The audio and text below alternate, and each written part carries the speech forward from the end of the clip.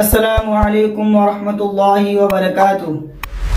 कुरान तजवीद में आपका खैर मकदम है। उम्मीद है कि आप हजरत खैर और आफियत से होंगे। मैंने पिछले वीडियो में आपको जो सबक बताया था, उम्मीद है कि आपने उसको ज़हन नशीन कर लिए होंगे और याद भी कर लिए होंगे।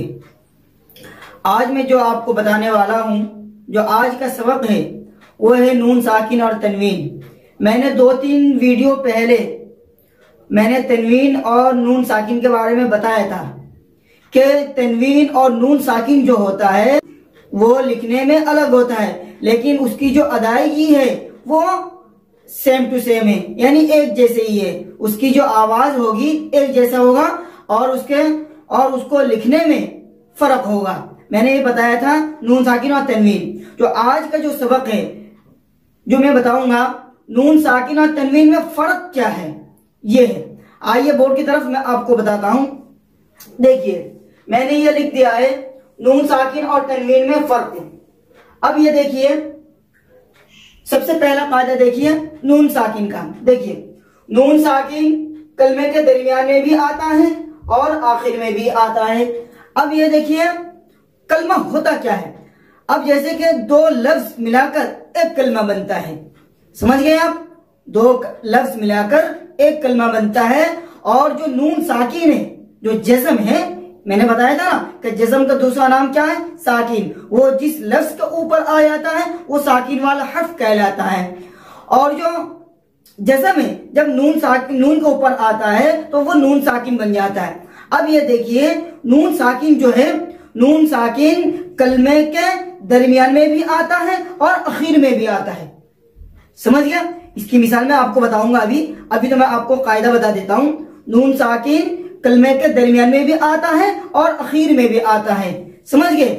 अब आते हैं तनवीन। तनवीन जो है ना, वो कलमे के आखिर में आता है, वो दरमियान में नहीं आता, वो कलमे के आखिर में आता है। देखिए, मैंने यहाँ पे लिख दिया है तनवीन सिर्फ कलमे के आखिर में आती है। समझ गया? तनवीन सिर्फ कहाँ आती है? कलमे के आखिर में आती है। और नून साकिन जो है कलमे के दरमियान में भी आता है और कलमे के आखिर में भी आता है। और तनवीन सिर्फ जो है कलमे के आखिर में आती है। इतना बात समझ गया? अब ये देखते हैं, बोर्ड की तरफ देखिए आप, मैंने मिसाल दे दिया। देखिए, अन अमता। अब ये देखिए, अन हमजा नून जबर अन, नून के ऊपर जस्म आ गया, अब ये नून साकिन बन गया। ये कलमे के दरमियान में है। समझिए, ये कलमे के दरमियान में है। अन अमता अलैहिम। समझिए? अब आइए दूसरी मिसाल की तरफ। मिन लदुन्हु। असल था क्या? मिन लदुन्हु। मीम नून जेर मिन, लाम जबर ला, मिन ला। समझिए? मिन ला।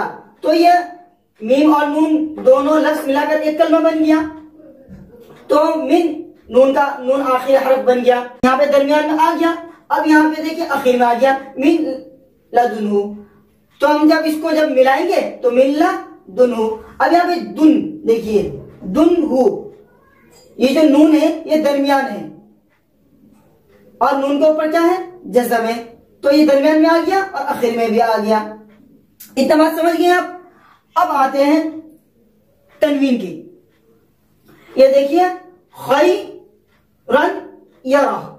अब ये देखिए, जब हम नून साकिन और तनवीन का जो कायदा है, शुरू करने से पहले जो है, पहले नून साकिन और तनवीन में फर्क हमें समझना होगा, उसके बाद हम नून साकिन और तनवीन के कायदे को समझ पाएंगे। तो मैंने सोचा कि आपको पहले नून साकिन और तनवीन में फर्क बता दूं।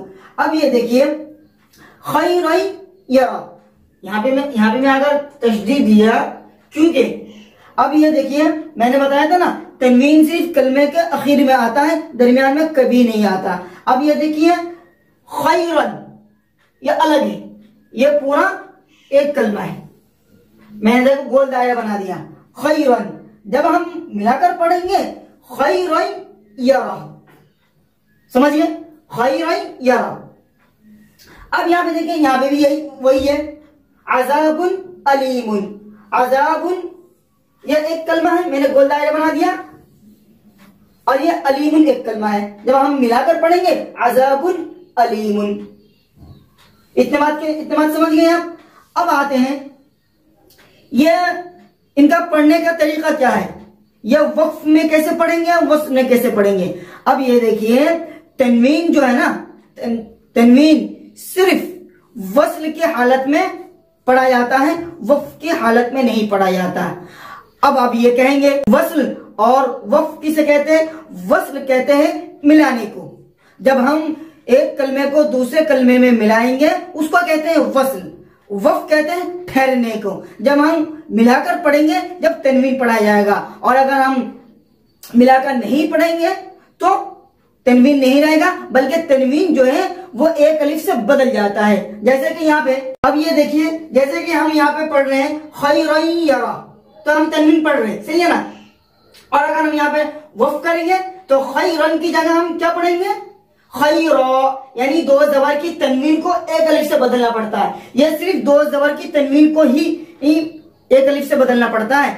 आप फिर ये कहेंगे तनवीन तो दो पेश भी होता है, दो जेर भी होता है, उसमें नहीं, सिर्फ दो ज़बर की तनवीन को एक अलिफ से बदलना पड़ता है जब हम वक्फ करेंगे। और अगर वक्फ नहीं करेंगे तो उसको, जब हम वस्ल करेंगे तो उसको पढ़ते हुए चले जाएंगे, समझ गए। अब ये आपको इसका ये समझ में आ गया तनवीन। अब आते हैं नून साकिन। नून साकिन जो है वस्ल और वक्फ दोनों हालतों में पढ़ा जाएगा। और अगर वक्फ करेंगे फिर भी आपको नून साकिन पढ़ना पड़ेगा, और अगर वस्ल करेंगे फिर भी आपको नून साकिन पढ़ना पड़ेगा, समझिए। अब ये देखिए, अब यहाँ पे मिसाल के तौर पर अनअमता, अनअमता, अगर हम मिला पढ़ेंगे अनअमता, और अगर हम यहाँ पे रुकते हैं ना अनअमता, और अगर वस्ल करेंगे अनअमता, समझ गए।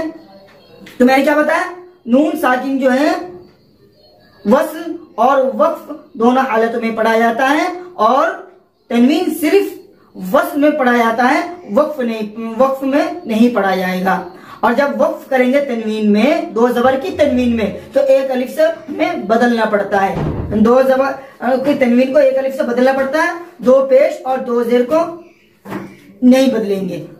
अब इससे आप समझ गए होंगे नून साकिन और तनवीन में क्या फर्क है, क्योंकि मैं इसका जो अगला सबक जो आएगा नून साकिन और तनवीन का कायदा शुरू हो जाएगा, फिर उसकी कितने किस्में हैं ये भी आएगा। तो मैंने सोचा कि आपको पहले नून साकिन और तनवीन में फर्क बता दूं। इतना बात क्लियर हो गया, आप समझ गए। उम्मीद है कि आप ज़हन नशीन कर लिए होंगे, और अगर समझ में नहीं आया हो तो बार बार देखिए और समझने की कोशिश करें। इंशाल्लाह फिर मैं अगले वीडियो में आपसे मिलता हूँ। अस्सलामु अलैकुम व रहमतुल्लाहि व बरकातुहू।